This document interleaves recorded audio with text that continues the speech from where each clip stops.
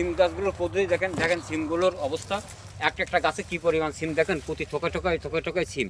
আর আপনারা আরেকটা জিনিস দেখলে কিন্তু বিশেষভাবে লক্ষ্য করতে পারবেন, এই জন্য বলে যশোরের চাষিরা একটা বৈজ্ঞানিক।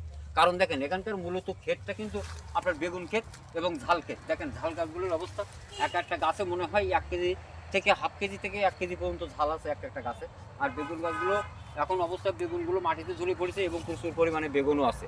আর এই আপনারা চারিপাশে যে সিম গাছটা দেখতেছেন, এটা কিন্তু কৃষক এই ক্ষেতের বেড় হিসাবে দিচ্ছে, বেড়া হিসাবে দিচ্ছে।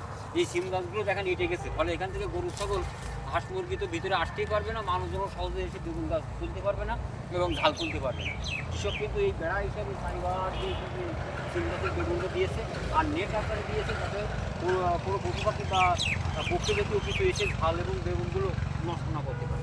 এই জন্য যশোরের চাষিদেরকে বলা হয় কিন্তু সর্বোৎকৃষ্ট চাষি।